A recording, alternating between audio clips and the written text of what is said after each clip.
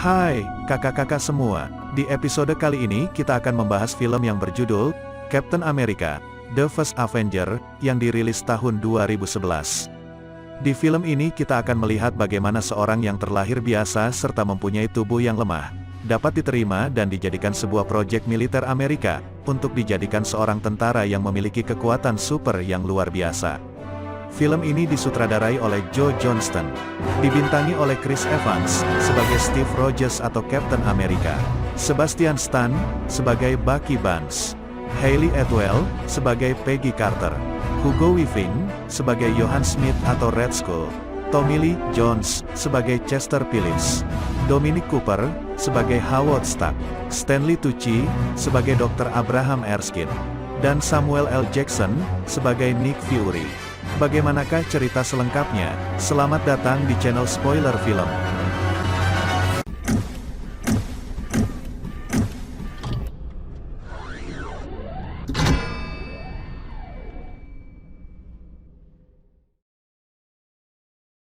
Adegan film dimulai pada tahun 2011. Dua orang terlihat sedang melintasi jalan dengan mobilnya melewati jalan yang tertutup es salju. Setibanya di lokasi, mereka disambut oleh seorang ilmuwan yang bercerita telah menemukan sebuah benda yang sangat besar dan sangat sulit untuk dipindahkan. Ilmuwan itu pun lalu menuntun mereka ke benda misterius tersebut. Ternyata benda itu adalah puing-puing pesawat besar berbentuk sayap yang telah terkubur es. Orang-orang itu kemudian memerintahkan untuk memotong bagian puing pesawat tersebut, agar mereka dapat masuk dan mencari tahu pesawat apa itu. Ketika mereka masuk ke dalam dan menyelidikinya, ternyata mereka menemukan sisa-sisa interior pesawat besar yang telah membeku cukup lama. Salah satu pria tersebut lalu menyapu salju dan melihat sebuah objek melingkar dengan motif merah, putih, dan biru, dengan logo sebuah bintang yang telah tertutup es. Kembali di tahun 1942, pasukan Hydra yang dipimpin oleh Johan Smith berencana menyerbu sebuah gereja tua di Tonsberg, Norwegia. Dia mencari sebuah artefak kosmik misterius yang dikenal sebagai Tesseract, yang memiliki kekuatan luar biasa dan tak terhingga. Di dalam gereja, dua orang penjaga gereja sedang membicarakan kota yang telah dikuasai oleh tentara Nazi. Di saat yang bersamaan, mereka mendengar pintu depan gereja yang sedang ingin didobrak oleh beberapa orang, dan tiba-tiba pintu itu pun meledak. Ternyata mereka adalah beberapa tentara Nazi yang ingin memaksa masuk ke gereja tersebut. Salah satu penjaga itu pun tewas karena tertimpa reruntuhan ledakan, dan penjaga satunya memohon agar mereka semua meninggalkan gereja tersebut, karena tidak ada apa-apa di sana selain mereka. Akan tetapi, tentara tersebut mendatangi sebuah sarkofagus besar yang tertutup dan sangat sulit untuk diangkat. Tiba-tiba, muncul seseorang yang masuk dari pintu yang telah meledak. Ternyata dia adalah seorang Nazi yang berpangkat tinggi dan sekaligus pemimpin Hydra, yaitu Johan Smith. Dia masuk ke ruangan gereja tersebut dan mendekati sebuah sarkofagus yang sulit dibuka oleh anak buahnya. Akan tetapi dia dengan mudah mendorong dan membuka tutupnya.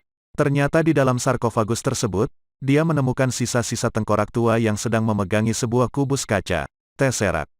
Penjaga gereja tersebut meminta Smith untuk meninggalkannya setelah mendapatkan apa yang mereka inginkan.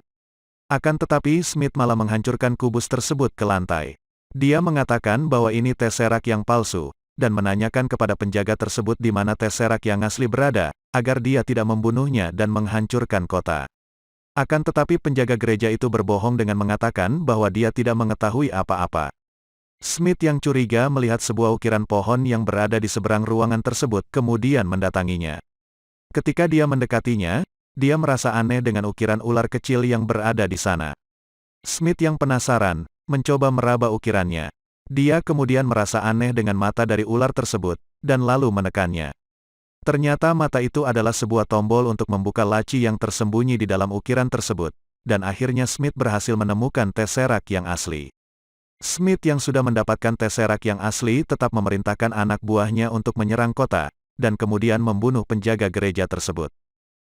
Pada tahun 1943, di sebuah stasiun perekrutan militer di Brooklyn, Steve Rogers sekali lagi ditolak untuk mendaftar masuk di Angkatan Darat Amerika Serikat yang akan bertugas di Perang Dunia Kedua. Dokter tentara tersebut memberikan sekali lagi file medis Rogers yang menyebutkan bahwa dia seperti seorang pria yang berusia 90 tahun. Selain penampilan fisiknya yang lemah, Rogers juga banyak mempunyai masalah kesehatan lainnya, sehingga dokter tersebut menolak pendaftaran militer Rogers dengan memberinya kode 4F. Dan karena ini juga adalah upaya keempatnya yang gagal untuk mendaftar, walaupun lewat kantor pendaftaran yang berbeda. Rogers yang sedang putus asa, memutuskan untuk pergi menonton ke bioskop. Dia terlihat iri pada seorang pria yang menjadi prajurit dalam film tersebut. Seorang penonton yang tidak sabar terhadap filmnya, mulai berteriak ke layar. Rogers pun menegurnya untuk diam. Akan tetapi orang tersebut malah berdiri dan melihat ke arah Rogers. Di belakang bioskop, di dalam sebuah gang.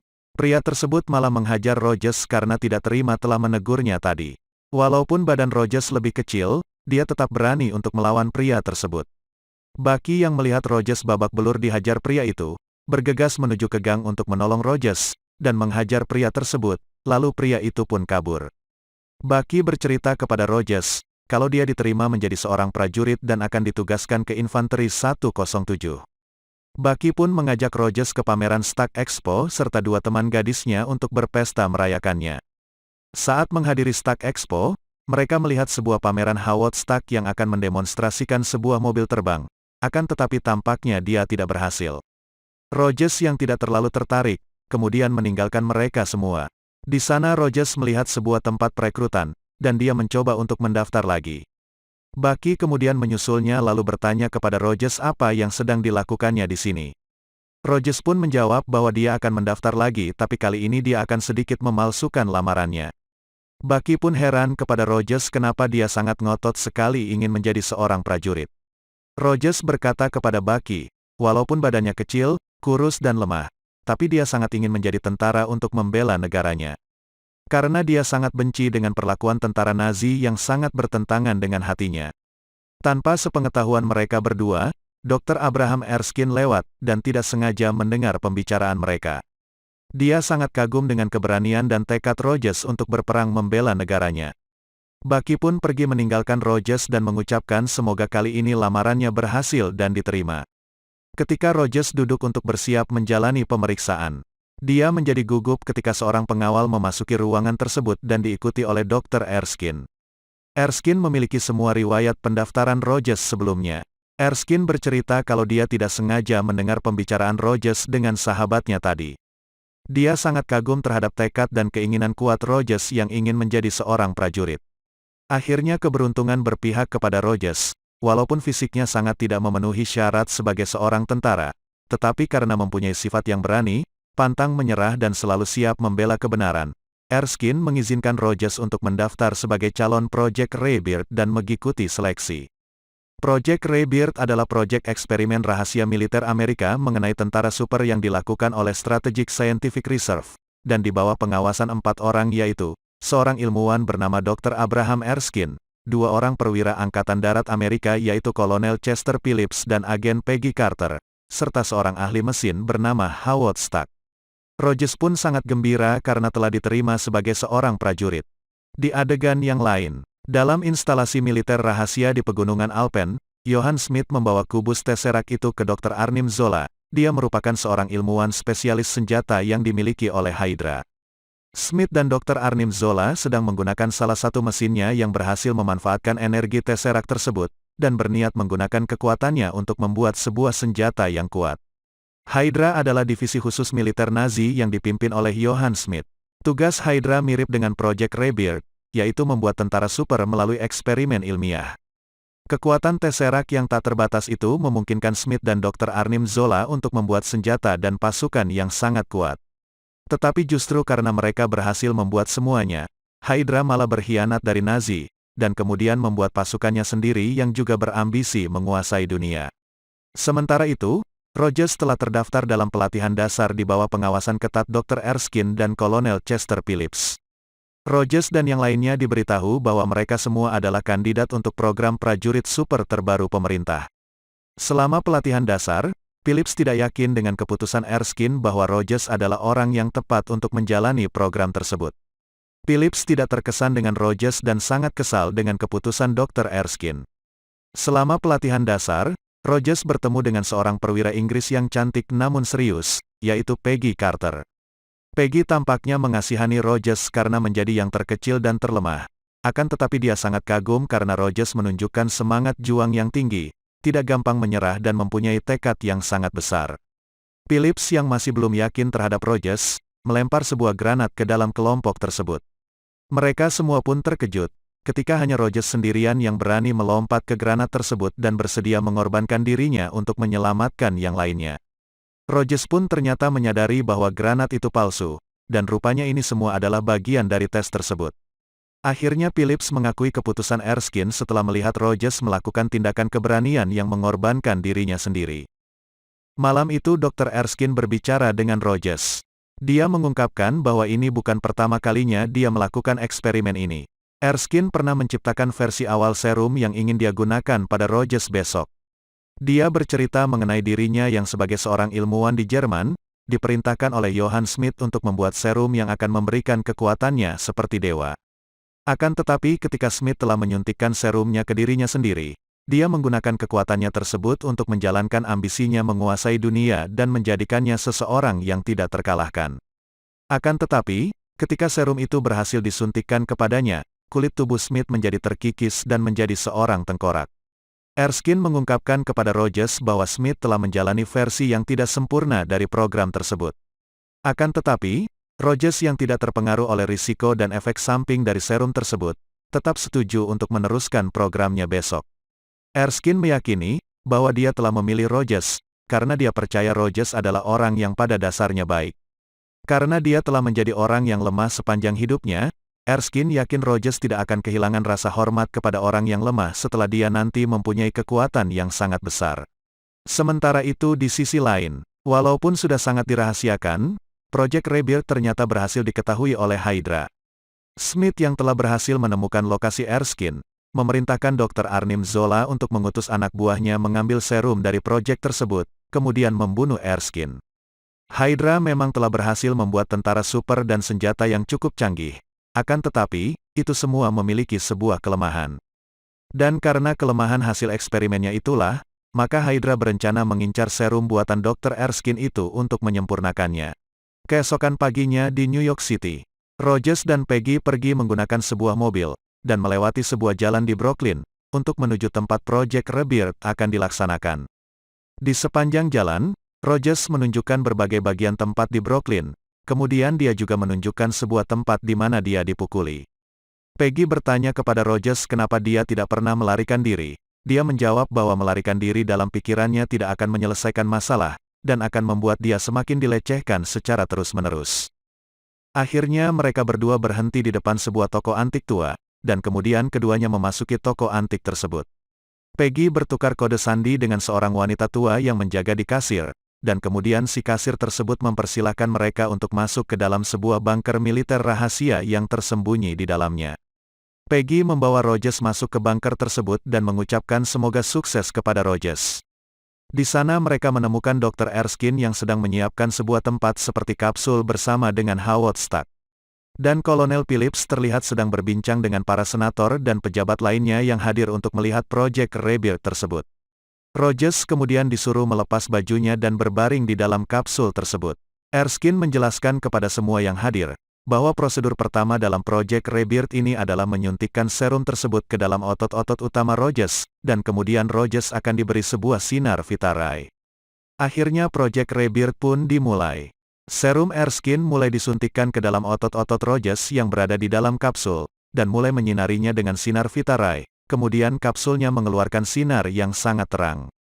Tiba-tiba Rogers berteriak kesakitan pada saat proses itu dilakukan. Peggy yang mendengar hal tersebut meminta Stark dan Dr. Erskine untuk menghentikannya, akan tetapi Rogers berteriak dari dalam kapsul kalau menyuruh mereka untuk melanjutkan dan melakukan prosedurnya sampai berhasil. Akhirnya proses Project Rebirth pun telah berhasil dilakukan. Tiba-tiba Rogers keluar dari kapsul tersebut dengan badan yang lebih tinggi, dan terlihat mempunyai fisik yang lebih kuat dari sebelumnya.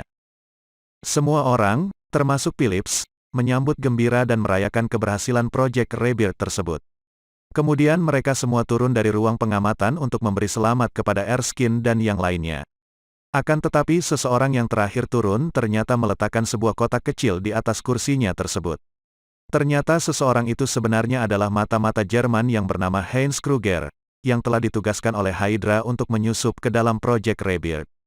Dia ditugaskan oleh pemimpin Hydra, yaitu Schmidt, untuk mengambil serum tersebut dan membunuh Dr. Erskine. Beberapa saat kemudian, Kruger terlihat mengeluarkan sebuah korek api dan seakan-akan seperti menekan sebuah tombol di korek api tersebut, dan seketika ruangan yang berada di atas itu pun meledak. Kruger lalu mengambil serum dari tempat penyimpanannya dan kemudian menembak Dr. Erskine 2 kali. Dia pun dengan cepat membunuh para penjaga yang ada, lalu melarikan diri ke jalan. Peggy pun berusaha untuk mengejar dan menghentikannya. Rogers yang melihat Dr. Erskine telah tertembak, kemudian mendatanginya. Erskine yang sedang sekarat, masih sempat menunjuk ke arah hati Rogers. Dia ingin berpesan kepada Rogers, bahwa gunakan ketulusan hatinya untuk membantu orang-orang yang lemah, dan kemudian dia pun tewas. Rogers lalu keluar dari bunker tersebut dan berusaha mengejar pria yang telah menembak mati Dr. Erskine. Peggy yang sedang mengejar Kruger yang kabur dengan menggunakan sebuah mobil, berhasil menembak pengemudinya. Akan tetapi Kruger kemudian mencuri sebuah taksi dan bertujuan untuk menabrak Peggy. Rogers yang tiba tepat pada waktunya, menyelamatkan Peggy dari taksi yang dikendarai oleh Kruger. Rogers yang berlari mengejar taksi tersebut, ternyata baru menyadari bahwa dia dapat berlari lebih cepat dari biasanya yang dilakukan oleh manusia normal. Rogers dapat menemukan taksi yang sedang dikemudikan oleh Kruger, lalu melompat ke atap taksi tersebut untuk menghentikannya. Akan tetapi Kruger mencoba menembak Rogers agar dapat menjatuhkannya. Kruger yang terlalu fokus menembak Rogers di atap tidak melihat mobil yang ada di depannya, lalu mereka pun terpental tepat di sebuah dermaga di Brooklyn. Kruger yang mencoba agar tidak tertangkap, terus menembak ke arah Rogers yang sedang memegang pintu dari taksi tersebut, yang digunakannya sebagai perisai. Akhirnya Kruger sampai di tempat di mana dia telah menyiapkan sebuah kapal selam untuk kabur. Rogers pun yang melihat Kruger sudah mulai menyelam dengan kapal selamnya, kemudian ikut menyelam untuk mengejar kapal selam tersebut. Rogers yang telah berhasil mengejar kapal selamnya, lalu memecahkan kaca di kokpitnya dan menariknya kembali ke permukaan. Kruger yang berusaha melawan Rogers, tidak sengaja memecahkan serum yang dia ambil dari Dr. Erskine. Akhirnya Kruger berhasil ditangkap oleh Rogers, akan tetapi Kruger mengatakan, bahwa Rogers bisa saja menangkap atau bahkan membunuhnya, akan tetapi nanti ada 2 orang lagi yang akan menggantikannya. Kruger kemudian membunuh dirinya sendiri dengan kapsul sianida yang disembunyikan di gigi palsunya. Lalu dia mengucapkan sebuah kata terakhir sebelum mati, hidup Hydra. Sementara itu, Smith dikunjungi oleh 3 orang komandan tertinggi Hitler, yang ditugaskan untuk memeriksa operasi Smith. Mereka mengejek Smith atas operasinya yang dirasa tidak berguna bagi Nazi, dan kemudian mengatakan bahwa partai Nazi tidak lagi akan menganggap serius keberadaan Hydra karena obsesinya pada sihir yang tidak masuk akal. Lalu kemudian mereka mengejek sebuah nama, Red Skull, yang akhirnya membuat marah Smith. Smith kemudian membawa mereka masuk ke dalam laboratorium senjatanya, di mana mereka diperlihatkan sebuah senjata yang mempunyai energi tidak terbatas, serta sebuah peta strategis Eropa yang merupakan target dari Hydra. Salah satu dari 3 komandan tertinggi Nazi tersebut ternyata menyadari bahwa Jerman termasuk di antara daftar sasaran yang akan dituju Smith. Smith yang telah marah kepada mereka, akhirnya menembak satu-satu komandan tersebut dan membuat mereka hilang seketika. Dan Smith pun menggunakan momen ini untuk menyatakan pemisahan dirinya dari partai Nazi, dan akan membuat Hydra menguasai dunia dengan caranya sendiri. Keesokan harinya, Phillips, Peggy, Stuck, serta ilmuwan lainnya mengambil sisa-sisa laboratorium Dr. Erskine agar dapat dipelajari. Serta berusaha untuk menemukan kembali formula Erskine tersebut. Mereka merasa putus asa karena satu-satunya orang yang mampu memproduksi serum prajurit super itu adalah Dr. Erskine.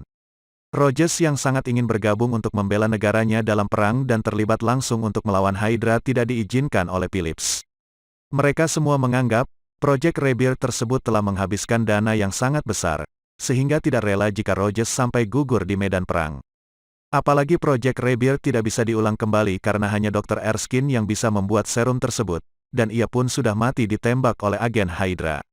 Rogers didekati oleh Senator Brand yang sedang memegang koran tentang peristiwa kemarin. Koran tersebut dihiasi dengan foto Rogers saat mengejar Heinz Kruger. Rogers telah menjadi selebriti dalam semalam dan Senator Brand memiliki ide yang akan sangat menguntungkan. Dia menawari Rogers kesempatan untuk berkeliling ke negara lain melalui program USO, United Service Organizations, untuk mempromosikan sumbangan perang. Program tersebut akan menggunakan citra Rogers sebagai tentara yang kuat. Rogers pun akhirnya dengan terpaksa menerima tawaran dari senator tersebut, setidaknya agar dia dapat berkontribusi bagi negaranya. Selama menjalani pekerjaannya untuk USO, Rogers tampil di berbagai pertunjukan panggung sebagai karakter Captain America. Ketika Rogers terus melakukan tur ke seluruh negara, Captain America mendapatkan popularitas yang sangat besar di publik, lalu membuatnya tampil di sebuah film, buku komik, atau pertunjukan besar lainnya. Meskipun Rogers senang karena dapat berkontribusi mendongkrak pendapatan untuk sumbangan perang, akan tetapi dia tetap merasa sedih karena walaupun sudah berhasil menjadi tentara super, tetapi dia tetap tidak bisa bertempur untuk membela negaranya. Di adegan lain, Rogers dibawa ke Italia untuk menghibur pasukan yang ada di sana. Tetapi setelah kedatangannya, orang-orang tersebut terlihat tidak menyukai kehadiran Rogers dan meneriakinya agar menyuruhnya untuk pergi. Peggy yang mendatangi Rogers di belakang panggung mengatakan mungkin para pasukan tersebut tidak menyukainya karena mereka lagi berduka. Banyak pria dari divisi mereka yaitu Infanteri 107, yang telah terbunuh dalam pertempuran. Rogers yang menyadari bahwa itu adalah divisi Bucky, dengan cepat berlari menemui Phillips untuk menanyakan daftar korban. Phillips yang mengeceknya, tidak dapat menemukan nama Bucky di daftar korban. Rogers kemudian bertanya kepada Phillips, di mana kira-kira para prajurit itu dan Bucky ditahan. Phillips menunjukkan sebuah peta, dan menunjuk sebuah pabrik senjata Hydra yang diketahui berjarak 30-40 mil dari tempat mereka. Akan tetapi Phillips mengatakan bahwa itu akan sia-sia, dan mengatakan bahwa bisa saja mereka semua telah tewas. Kemudian Phillips menyuruh Rogers untuk melakukan pekerjaannya dan kembali ke panggung.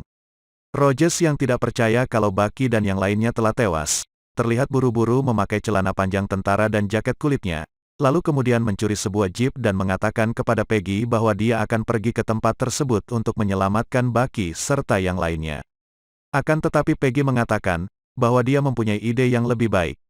Peggy meminta bantuan Stark untuk menerbangkan mereka ke medan perang dengan pesawat baling-baling pribadinya.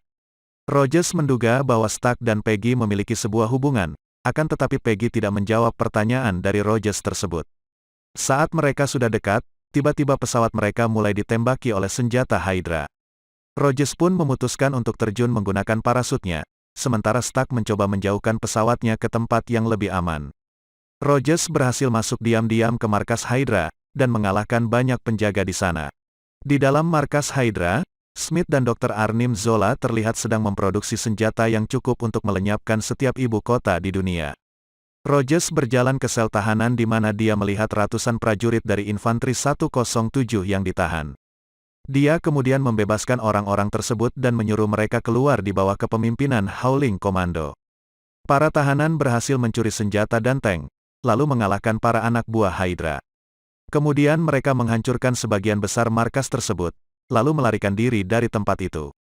Smith sedang mengawasi Rogers melalui CCTV, dan menyadari bahwa dia pasti orang yang telah disuntikkan serum Erskine. Kemudian Smith dengan cepat mengaktifkan beberapa bahan peledak yang akan meratakan markas Hydra tersebut. Rogers yang sedang menelusuri tiap lorong untuk mencari Bucky, secara tidak sengaja melihat Dr. Arnim Zola keluar dari sebuah ruangan. Rogers yang penasaran dengan ruangan tersebut, memasuki ruangan itu dan tidak mengejar Zola. Ternyata dia di sana menemui Bucky yang sedang terikat di meja operasi, dan berusaha menyadarkannya. Bucky pun mulai sadar dan terkejut melihat Rogers yang sekarang lebih tinggi darinya.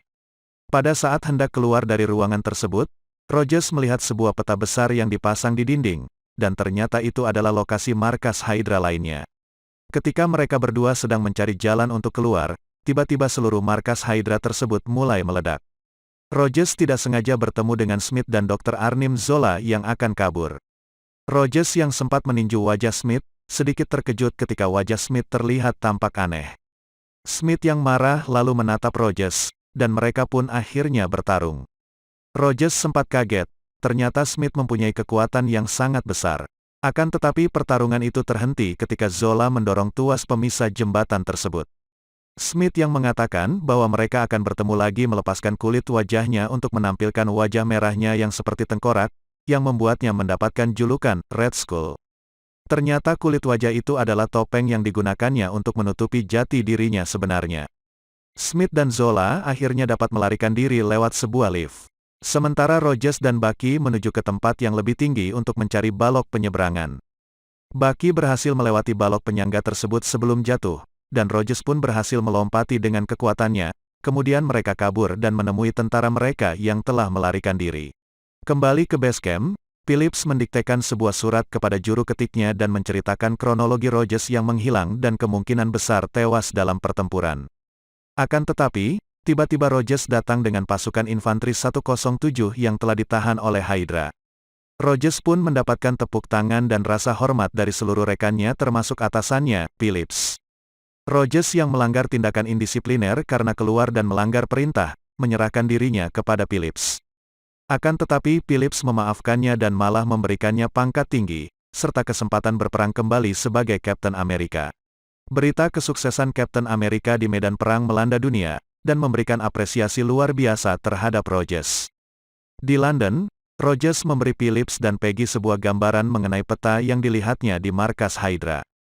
Peta tersebut merupakan lokasi-lokasi markas Hydra yang lain. Rogers bermaksud untuk menghancurkan mereka satu persatu dan ingin merekrut sebuah tim yang terdiri dari orang-orang yang telah dibebaskannya, dan Phillips pun setuju dengan rencana Rogers.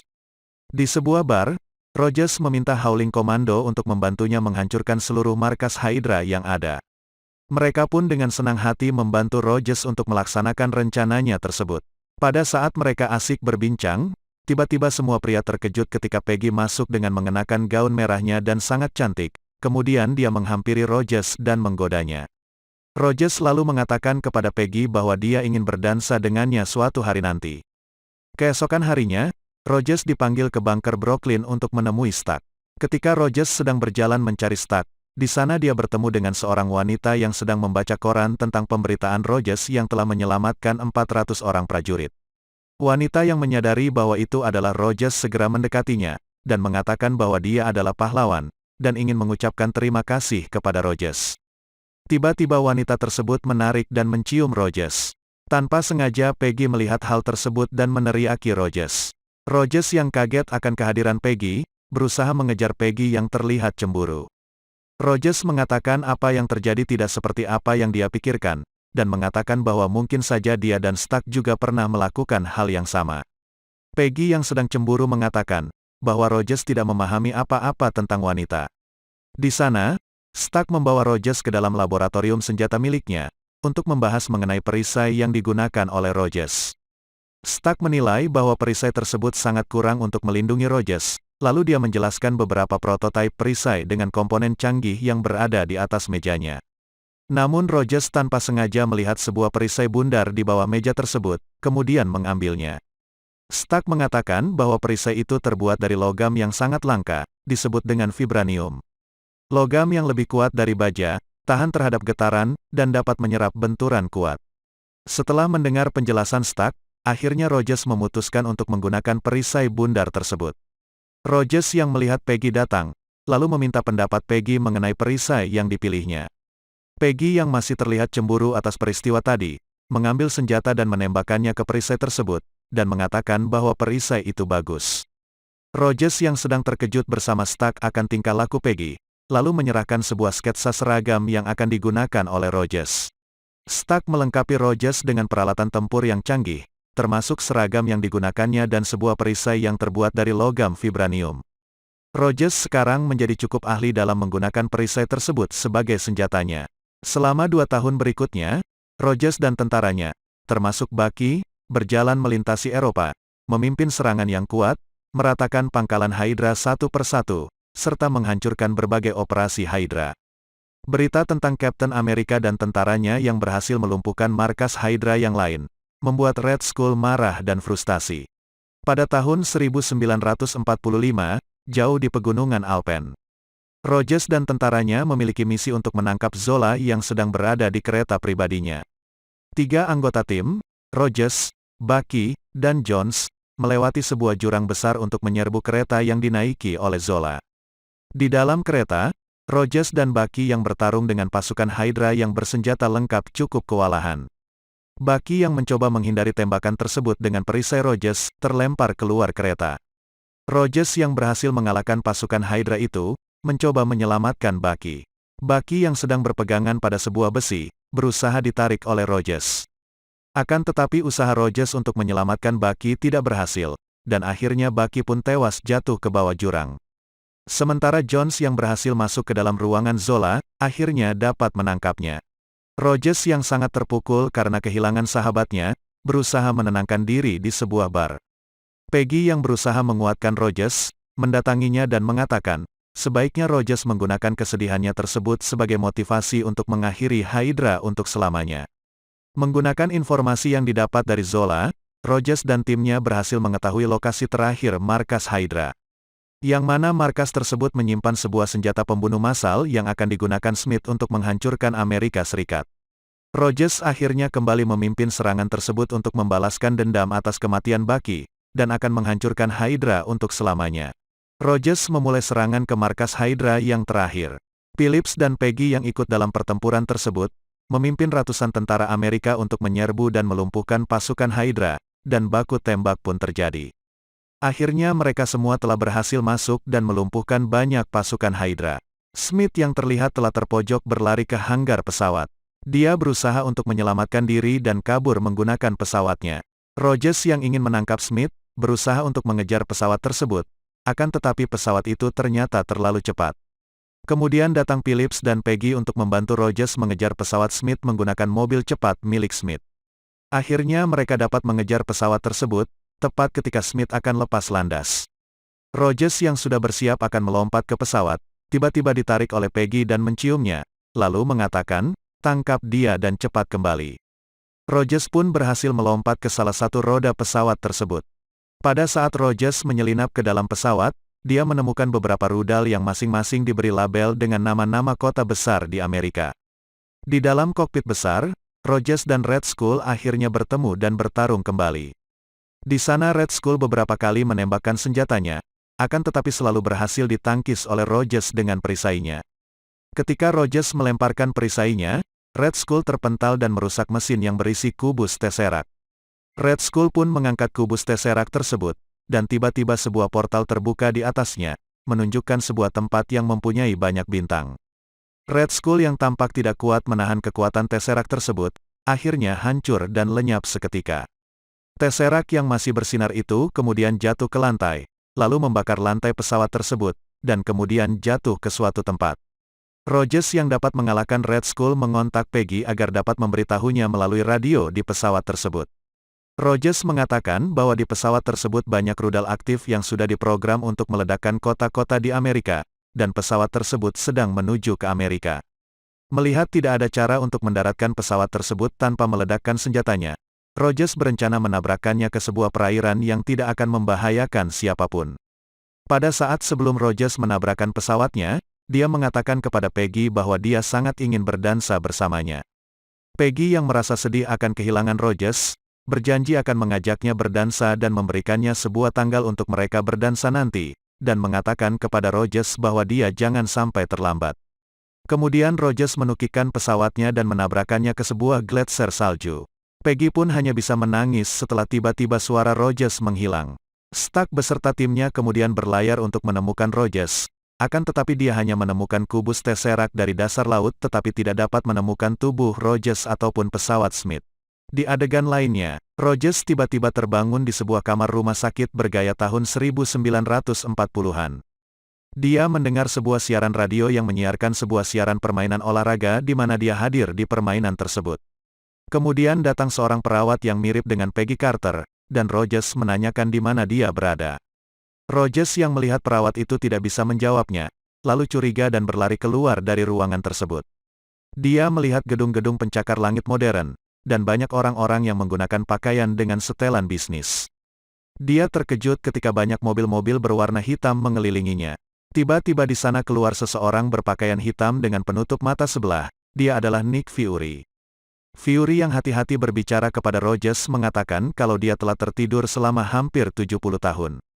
Dan Rogers pun yang tampak bingung, mengatakan kepada Fury bahwa dia ada janji untuk berkencan. Dalam adegan pasca kredit, Rogers berada di sebuah gym model lama. Dia sedang meninju sebuah karung tinju dengan sangat keras sehingga menjatuhkan dari rantainya. Fury yang memasuki gym, dan bertanya kepada Rogers apakah dia sulit tidur. Lalu Rogers menjawab apakah Fury datang untuk sebuah misi lain.